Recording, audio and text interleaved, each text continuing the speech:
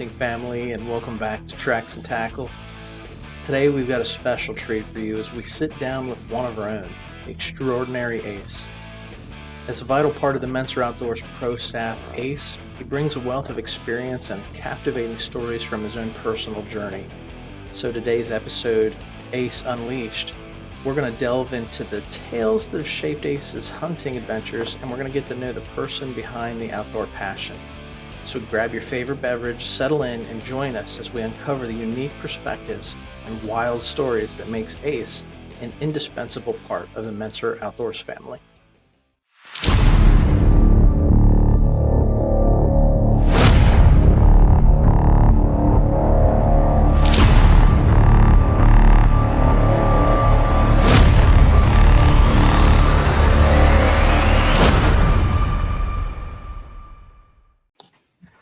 Hey, we got a full house here. Welcome back, hunting family. Got another episode of Tracks and Tackle lined up for you, and we got ourselves a special guest, one of our pro staff members.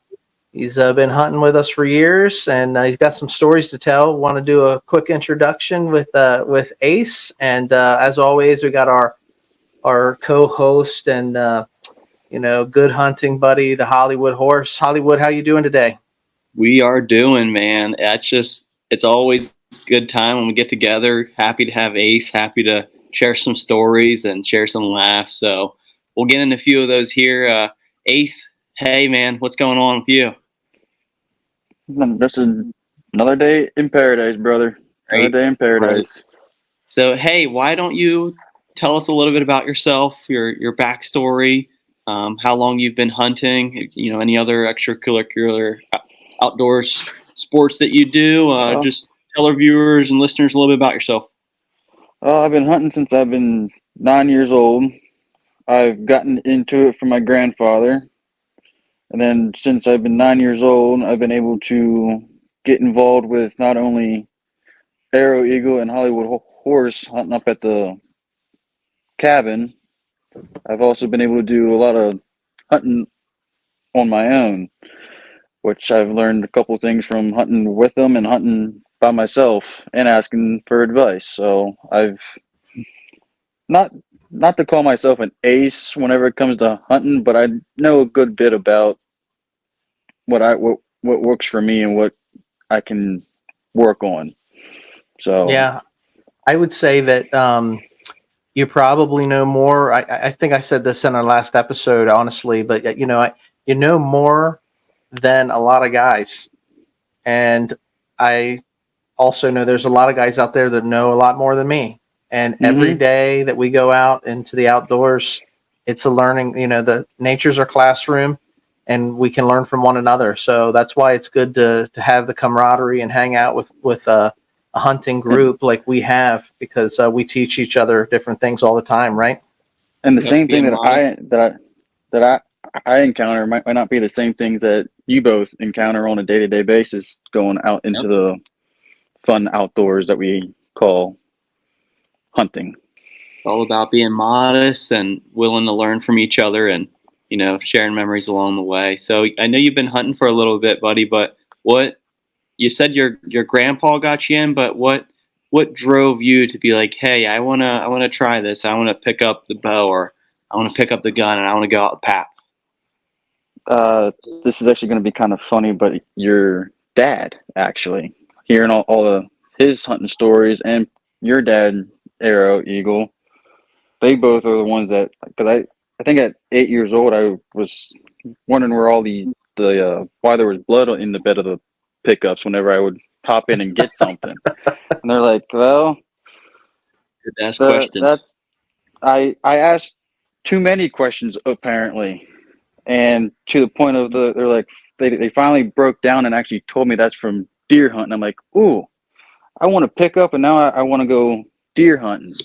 So that's where it all started. And my grandfather, well, my dad's side actually was the first one to take me out and introduced me to squirrel hunting when I was 9. But whenever I went squirrel hunting, he was like, this is practice for deer hunting. And then once he finally let me get behind a muzzle loader when I was 12 to actually shoot my first deer. I was all over it. I didn't hesitate. He said, we're going, well, he asked me, do you want to go muzzle loader hunting? I'm like, I didn't hesitate one bit. I was like, yep, let's go. Sat on the island, big old doe came out, and I shot her. I didn't even hesitate twice. He gave me the okay to Tell us, go, and gun went off. tell us what was going through your mind as you saw this deer walk out, and then as you had some action, some success walking up to it. Just fill us in what you were feeling.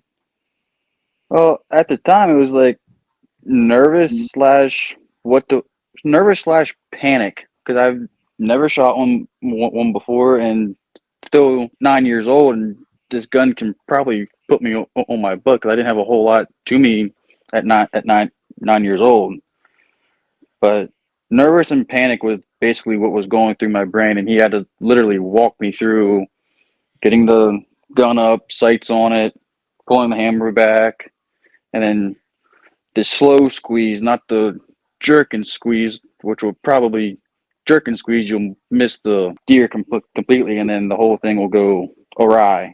While the deer was standing there, was a nervous wreck, but once I got the deer, everything, I was shaking like a leaf, but it was fun, and that's why I keep doing it to this day. Sounds like a I'd classic case say, of buck fever. yeah, classic case. Hey, I would say that it's probably, this story lends to the importance of, why we need hunting mentors, right? Mm-hmm. I I mean, would you're absolutely agree with that. sharing tiny little nuggets that you learned when you were first getting started. Mm-hmm. But there are guys out there that never had a mentor show them, Mm-hmm. to slow squeeze the trigger and things like that. And some guys, they're in their 30s until they, go out and get their hunter safety course and go out and hunt. And they're try to hack it on their own, and they don't have a mentor. And little things like this separate. They increase Mm-hmm. your odds of success when you're in the woods. Oh, absolutely. I agree with that 100%. I was going to say, it's just so important that you have a mentor and you have somebody Mm-hmm. teaching you these things. And Mm-hmm. if you don't have a mentor, get one. Find a Oh, buddy that's willing to help you out, or somebody that's just a little bit older, doing a little bit longer than you. Because most of outdoorsmen are willing to share mm-hmm. knowledge and pass it along. Mm-hmm. I'm not cagey about my knowledge. I share my knowledge with my cousin Nathan all the time because he doesn't get out as much as I do. He doesn't have the opportunities that are Hmm. presented to me. They aren't presented to him. So anytime that we get together, he's always bouncing stuff off of me. Whether we're sitting in the shack up at Wolf's or we're sitting at the island, he's always trying to figure different stuff out to what he could do better as a hunter. Right. And the most recent thing that he's bounced off of me is he's wanting to try archery hunting, which I told him, great. Whenever you want to shoot the bow, give me a call. I'll come out and I'll help you. Because he wants to get in the woods more so that he can see more deer. And the only way to do that is grab a bow or grab a muzzle loader. You gotta Or spend some time. but you You gotta gotta put your time in. there's I've told him on more than one occasion, it's a time thing. You put your time in, guess what? You're going to be there at the right time when the deer come across you, and you'll be able to hopefully put a decent shot on them and get them. Yeah, and archery hunting's completely different from rifle hunting for sure. Mm-hmm. So He let me does. transition into you sharing started to share a story about you started hunting squirrels, Mm-hmm. and that got you into it, which I think that it's a good practice when you got young hunters. Mm-hmm. Sitting still's hard, keeping warm's hard, but going out Mm-hmm. squirrel hunting, you get plenty of shooting. There's activity, so it's a Mm-hmm. great way to get you going as a young guy. But why don't you recall one of your most exhilarating experiences, if you can? Um, tell me like a Oh. memorable hunt. Uh. Well, this isn't a. I wasn't hunting deer on this story, but it took me about 6 years to kill my first turkey Okay. or more. And the Some amount of guys time out that, there never killed a turkey, so you're ahead of some. well, it took me 6 years. Now, this doesn't, the kill one, I've seen them sitting in the blind and I've missed them. There's plenty of room around these suckers because their head's only about yay big, but they have eyes on the sides of the head. You got to be extremely still. Like me and my grandfather, They're a paranoid we bird. we hunted season after season after season. He would scout. I would try and help him scout when I wasn't in school, but we would sit there from 4 a.m. to noon and not see a darn thing. And then there would be days that we would hear them. We think they'd be coming in, and they never would. And then finally, I think when I was 15 or 15 or 14, a group of 6 gobblers decided to come into the shooting shack up there at Wolf's in the corner. Somehow they came out of the corner, circled around us, and then was coming back up to the corner. They came within, I think, 25 yards. And my gun, my 12 gauge that I have, it's good out to 45 with turkey load in it. But they came within 25 yards. Pap said, "Get the barrel out the shack, and then just pick one. It doesn't matter. They're close enough to where you can shoot them in the body with the load that you're currently shooting." Mm-hmm. Well, me being the overachiever that I am, or at least I try to be, I aim for the head. I have a diamond inside my scope that of my 12 gauge. And I put the diamond right on the one's head and squeeze the trigger. And if it wasn't youth season, my grandfather would have grabbed the gun and we'd have had a double, because they stuck around for about 10 to 15 minutes after I shot, just kicking the crap out of their fallen brother. Yeah. Well, turkeys are a unique bird to hunt, because they are a paranoid. You got to be super still. You got to absolutely. I agree with that 100%. You got to be tactical. Yep. Everything about hunting birds it's a tactical setup. And if you don't have that exact right setup and you don't know the exact direction I consider myself lucky to have the shack that we have, because you can close all the blind, all the doors besides the one that they're at, and they can't see you move. But if you're out just sitting with your back up against a tree, you got to move extremely slow, or else they're going to bust and there goes your shot.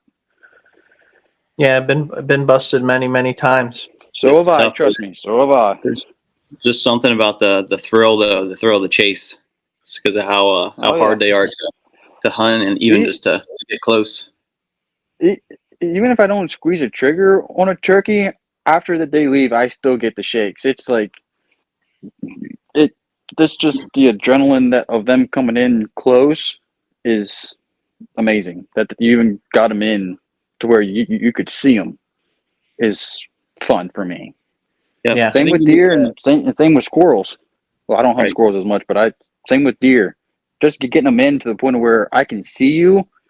But if you don't present me a shot after you guys leave, you could probably hear my leg chattering in my tree stand. It's just adrenaline dumps as soon as they leave. Once the adrenaline dumps, I'm a nervous wreck. And I can probably speak for everybody out there. Once, even if you don't kill something, but you see something to potentially kill, you still have an adrenaline dump. And it's just, for about a half an hour, you're nervous. You're a wreck until everything calms back down again. That's part of it. I mean, that's part of the thrill of this journey that we're on. Hunting. That's why we all do it. I'm telling you, like, what you're explaining. Every hunter out there knows exactly what you're talking about. Yep. Everybody does it. Yeah. And it's the encounter too. So go ahead, Hollywood.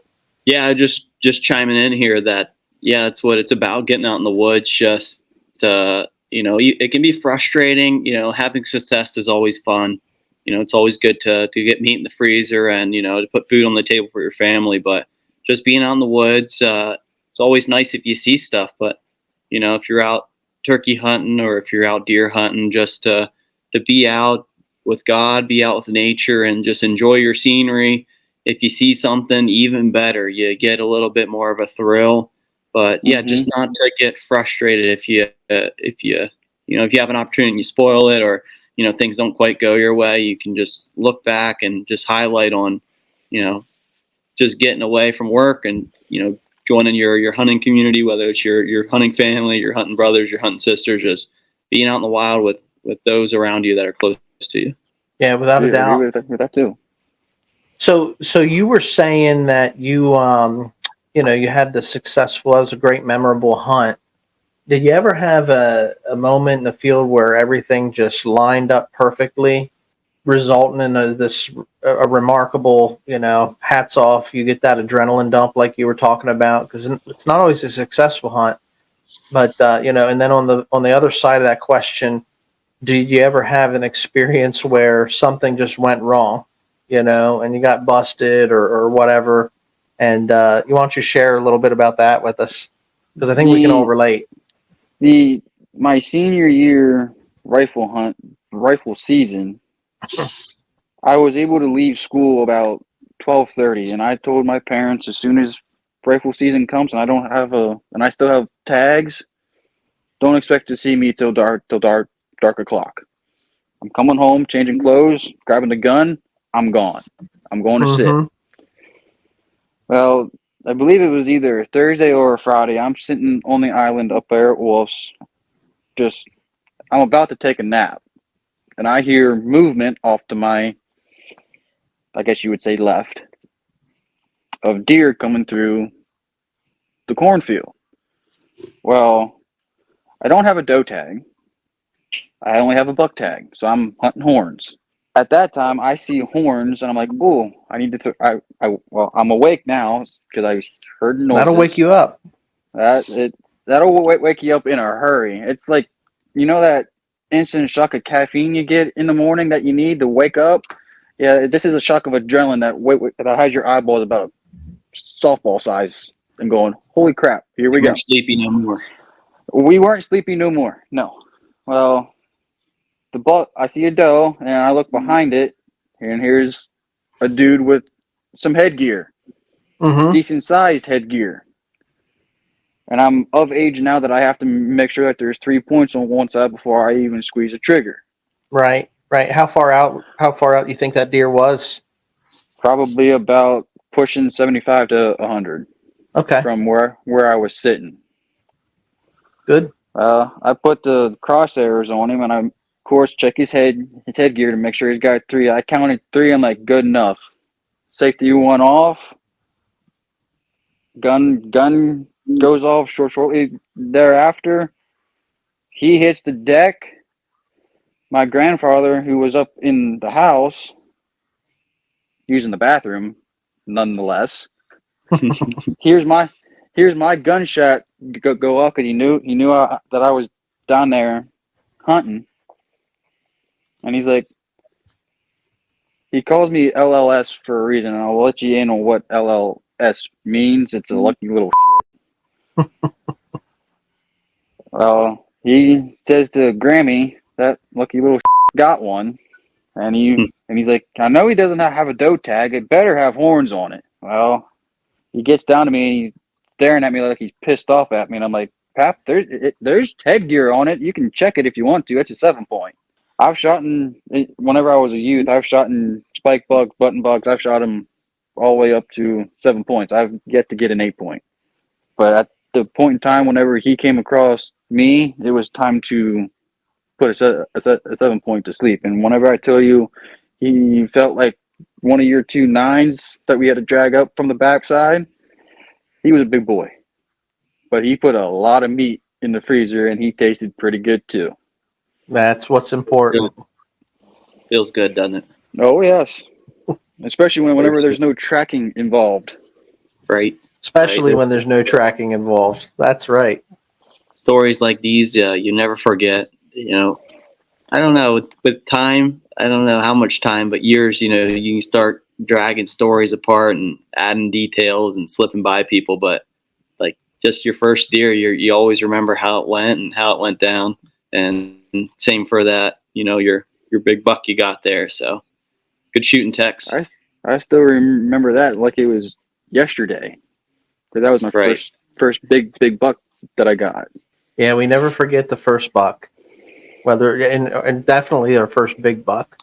Oh yeah. More to come. I didn't know how many he had. I just made sure he had 3 on one side, and once I knew he was dead, then I started to count, and I'm like, oh, he's a 7-point, and he's a big body deer too. He was a big boy, about like one of y'all's 9. That 9-point that was big and heavy. He was like him. So why don't you tell us a little bit of that story, because you mentioned last year each of us getting 9 points, and we've shared those stories, but why don't you share that story from your perspective, because we did call you in to help track and drag. Well, my story is a little different than what y'all's is, because I wasn't there for the shooting portion of it. But I was called at 3:30 in the afternoon. I'm sitting in my stand. Now, granted, they contemplated not calling me and letting me finish my hunt, but they were dragging 3 deer up the backside of the mountain. They were all gassed, and they were calling for some Mountain Dews. They were thirsty. They were ready for some more caffeine and energy to get up the backside of the mountain so that they could take these deer down to the meat pole. But as I'm sitting in my stand, I get a call at 3:30 in the afternoon. I pick up because it's my uncle, and I kind of assumed that there was deer on the ground from the vague texts that I was getting. But at the same time, I wanted to stay in my stand and hunt and try and see if I could get one on the ground, because I was seeing plenty of movement. I saw 7 deer that morning. They were all up on top. I should have killed one, but I was being dumb and waiting for a broadside shot. So, yeah. Was I a little mad that I was called? Yes. Am I glad that I was involved in the experience? Absolutely. There's meat in my freezer from those three deer. So I am very happy to be involved. I was very happy to be involved with everything up there. Even though it cut into my hunting, dragging 3 deer from the backside of the mountain down to the meat pole, I'll help with that at any time. Yep. That's part of hunting as a group. So if you get trigger happy on the back, you got a crew ready to help. So, hey, I think that was pretty good. You're able to highlight a story of victory, but why don't you go ahead and highlight a story where something didn't quite work out, or, something went wrong when you were in the woods? Again, going back to when I was 9 years old, going to turkey hunt, Pap had this whole thing planned out. He knew where the birds were at. He knew what time they were coming out of the roost. We had a guy that came in and basically busted the birds out of the spot. And we sat there from 4:30 in the morning till noon. We heard them, but we didn't see a darn thing.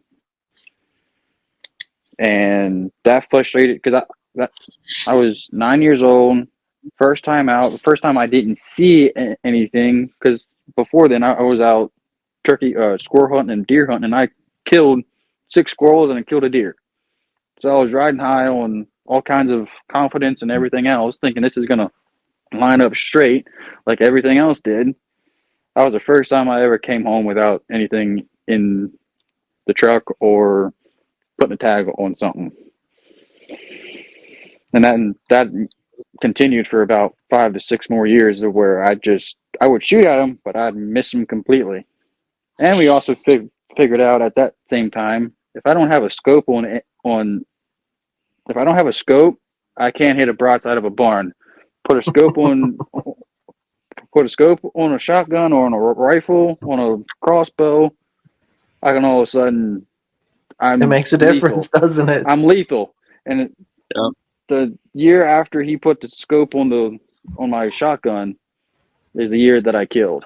a turkey, and I don't shoot any gun now besides my pistol, without the scope on it.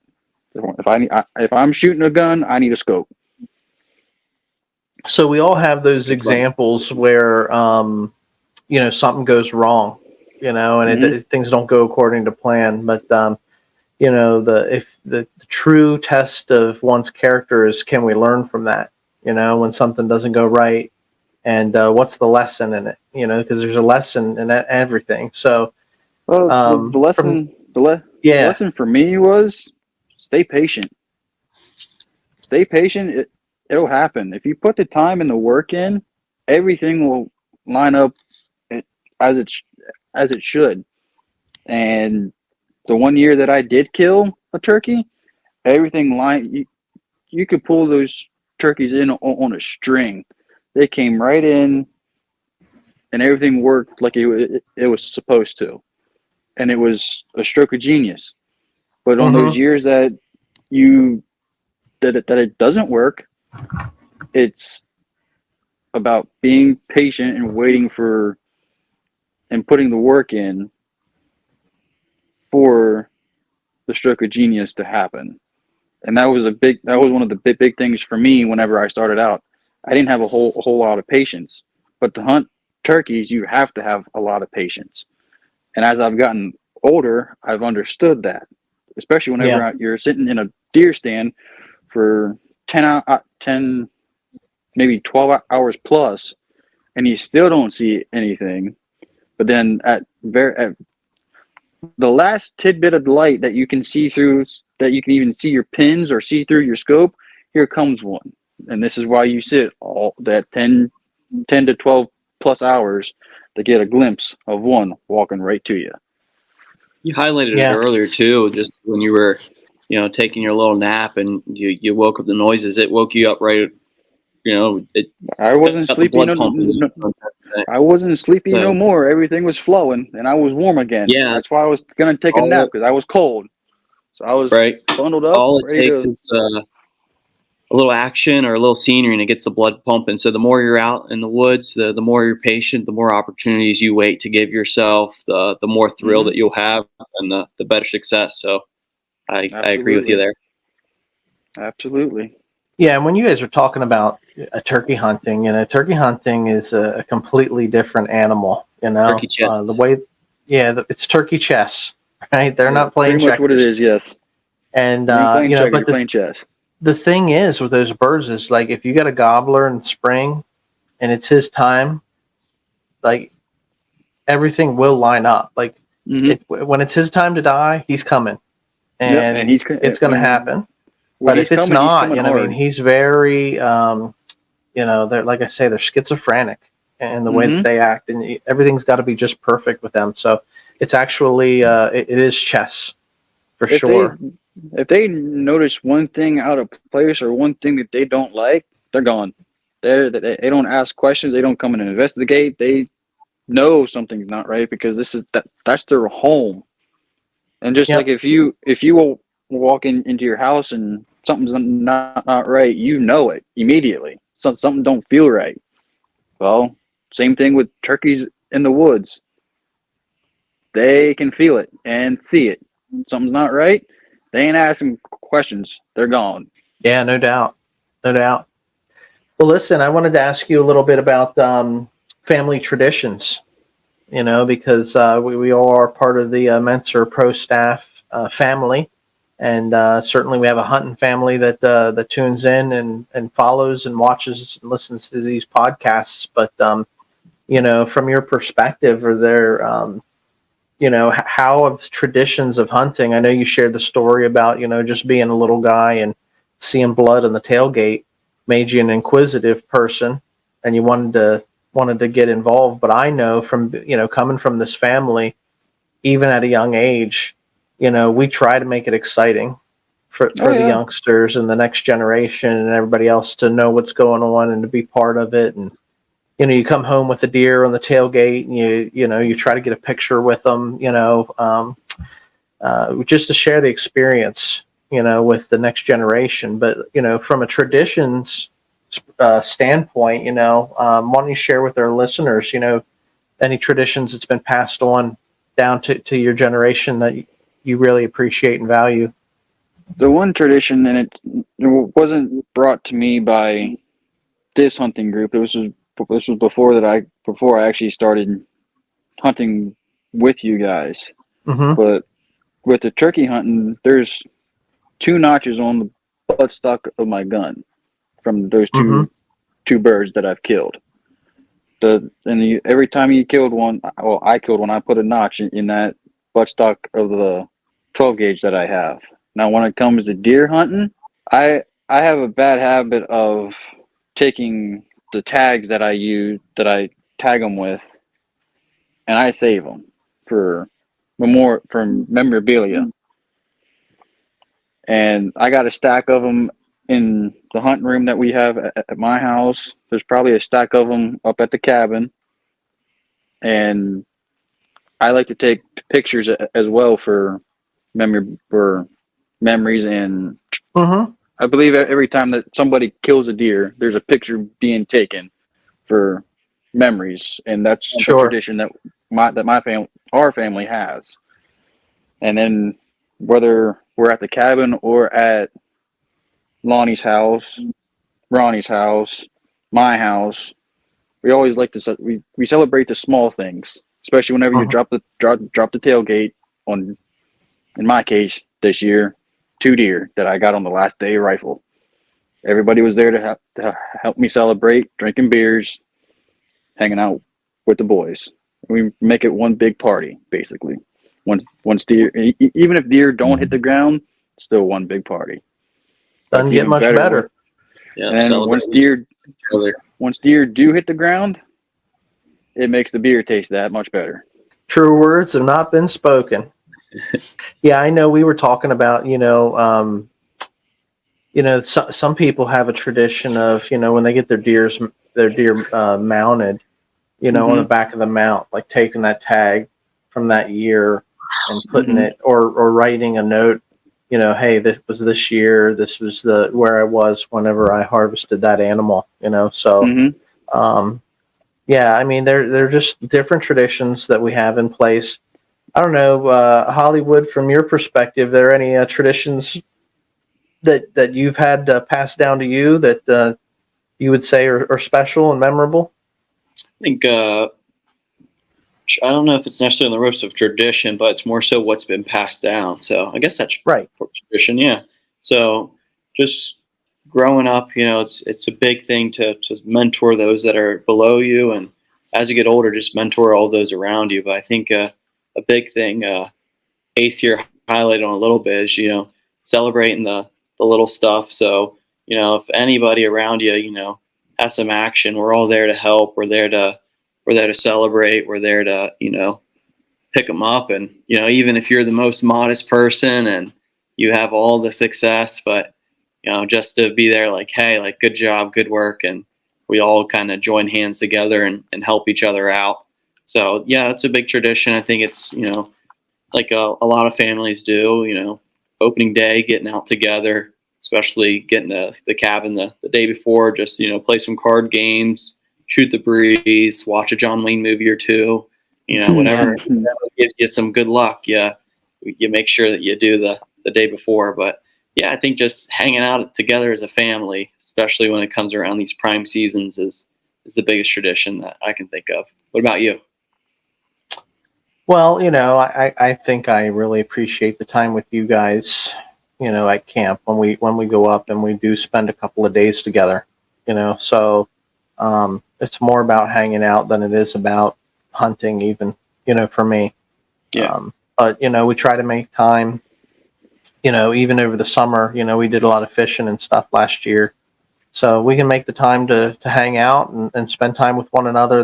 Those are the things that are most important to me. But Great. I would ask, and I'll throw this question over to you, Ace. If there was one thing that you wanted to share, like a piece of advice to our listeners, that if they wanted to get their family involved in hunting, what would that piece of advice be to them? My advice I would start get a piece of land, scout it, set cameras out, get an idea of what's coming through your piece of property. And I wouldn't set up all your cameras in one general location. I spread them out to see where the action's at. Once you figure out where the action's at and you've done your homework, I'd start setting stands or blinds or shooting shacks. It doesn't matter to me. I hunt them all, and I love every single bit of the different attributes that each one contains.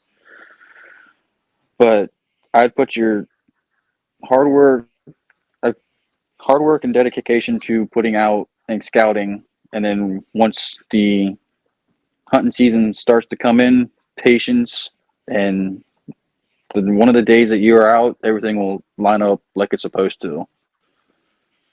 God has a plan for when you're supposed to kill, and if you try and force that hand, you're gonna screw it up even more than what you do just sitting in a stand or blind or just sitting out and enjoying nature. Sure. The biggest thing for me is patience. Patience will kill anything. If you outwit them and outsmart them, you will kill anything you want. But once you it's like that's the secret weapon, right? Is being willing to put the time in and being patient, which is hard for new hunters, because they can watch this stuff on TV, where you go out and in a 30-minute episode, you got a rack buck come out and they harvest this animal, but it's not like that in the real world. But how much work and preparation did they put into knowing where that deer is going to be at the exact time or how much work and dedication did they put into knowing where to set the stand, knowing what time this deer is going to step out, or what time to be in the stand so that the deer didn't hear them, and then putting a good shot on it. This whole archery rifle, yes, is easy. Archery, not so much. And most of the guys that you see on TV are shooting these things with a compound bow. And Arrow Eagle, you know how hard it is to shoot something with a compound bow. It's not the easiest. I use a crossbow. I love my crossbow. I feel more comfortable and I can make a better shot with a crossbow than I can a compound. But whenever you're out here hunting archery, they need to be up close and tight to you, not like with a rifle. And it adds an extra degree of difficulty. And yes, I can vouch. I've spooked them. I've jumped them. Is it the worst feeling ever? Absolutely. But it's the adrenaline rush that you get from it that brings you back to want to sit in that same exact stand, wait and see if you can see another one, and then put a great shot on it, and then go enjoy it. The tracking / setting it up on a meat pole, and then drinking beer and having fun with your family and telling the stories about it. It's a journey from the moment, like now to when you have action. It's just putting the time in, looking. It's each is a page to the chapter. Doing your scouting, doing your research, getting out in the woods, spending time in the woods. If you have action, then what comes after to putting it in freezer paper and wrapping. But hey, Ace, it's been awesome having you here today. Before we take off, is there any closing remarks that you want to leave our viewers with and our listeners with? Any advice? Stay hunting and stay patient.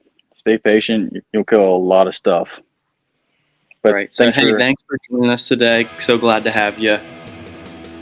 It's been real sharing some stories here. Look forward to the memories we make here in 2024.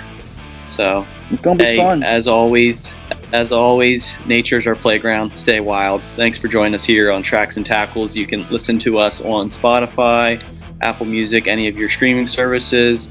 Make sure to drop us some feedback. Go ahead, send us some mail. We're going to have a mail episode here soon. But thanks for joining us today, and we'll be in touch.